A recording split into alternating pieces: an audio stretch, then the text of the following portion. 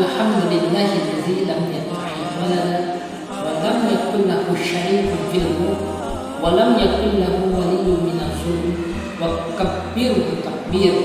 Allahu akbar, Allahu akbar, Allahu akbar, walillahil hamd. Assalamualaikum warahmatullahi wabarakatuh.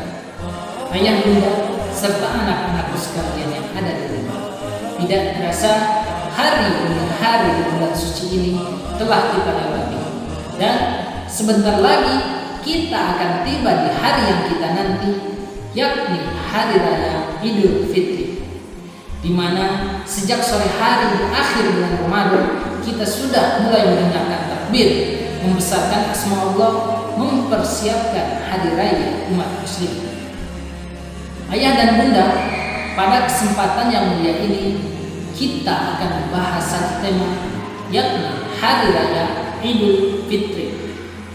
Idul Fitri, apa yang telah kita siapkan untuk menyambut Idul Fitri? Dulu, sewaktu kita masih kanak-kanak atau di masa yang lalu, banyak di antara kita yang ketika menyambut Idul Fitri bersegera untuk mempersiapkan baju lebaran. Atau bisa jadi sampai saat ini pun kita masih sibuk ketika menjelang akhir-akhir Ramadan menyambut Idul Fitri. Rasanya tidak lengkap kalau kita tidak berpakaian serba baru, kemudian peralatan baru, rumah baru, dan lain-lain. Namun ada hal yang lebih penting dari sekedar mempersiapkan itu semua. Umar bin Abdul Aziz, sang khalifah yang telah berhasil memakmurkan rakyatnya, pernah mengatakan, "Laisal id liman labisal jadid." Bukanlah hari raya bagi mereka yang berpakaian baru, walakinal id, akan tetapi hari raya itu liman khofal wa'id, bagi siapa saja yang khawatir atau yang takut pada hari pembalasan. Idul Fitri, rangkaian akhir dari perjalanan ibadah kita yang kita awali dari bulan Ramadan. Tetapi dia bukan akhir, melainkan awal dari predikat yang Allah janjikan, yakni la'allakum tattaqun, agar semoga kalian menjadi hamba-hamba Allah yang bertakwa. Ketakwaan kita akan dimulai sejak 1 Syawal pada hari raya Idul Fitri. Apakah masa penggembelengan selama bulan Ramadan kita dapat mendidik jiwa kita, mendidik pribadi kita menjadi hamba-hamba Allah yang akan kembali suci, tidak sekedar mempersiapkan pakaian baru, tetapi adalah keimanan, ketakwaan sebagai buah dari hasil ibadah puasa kita yang kita jalani selama sebulan penuh. Berbicara tentang Idul Fitri, Id secara bahasa berarti segala sesuatu yang diulang-ulang sebagaimana hari-hari yang kita ulang-ulang setiap tahunnya. Adapun Fitri artinya adalah waktu berbuka, artinya waktu yang kita tidak lagi berpuasa. Berarti ketika hari raya tiba, kita sudah diperbolehkan untuk berbuka. Maka arti dari hari raya Idul Fitri ini adalah hari di mana yang setiap kali kita ulang, kita lakukan setelah mengakhiri dari masa karantina berpuasa selama sebulan puasa penuh di bulan Ramadan. Hal yang terpenting adalah ketika Idul Fitri akan menghampiri kita, kita sambut dengan pribadi kita yang lebih baik.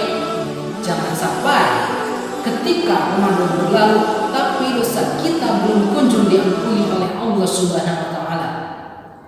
Rasulullah sallallahu alaihi wasallam bersabda, "Syakki abdu, celakalah seorang hamba, ada roka Ramadan yang ketika Ramadan tiba fansalahu minhu, dan kemudian berlalu, walam yughfar lahu, tetapi hamba ini belum diampuni dosa-dosanya oleh Allah Subhanahu wa taala."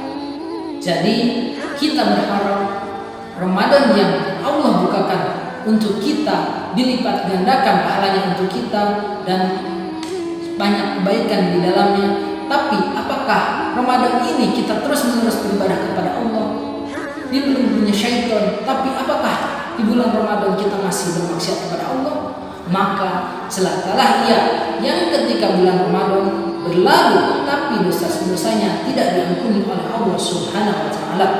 Apa yang menghalangi kita untuk semakin giat beribadah kepada Allah?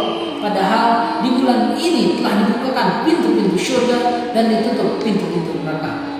Ayah bunda yang berbahagia, menyambut Idul Fitri adalah momentum di mana kita menunjukkan capaian prestasi kita sebagai hamba Allah yang bertakwa.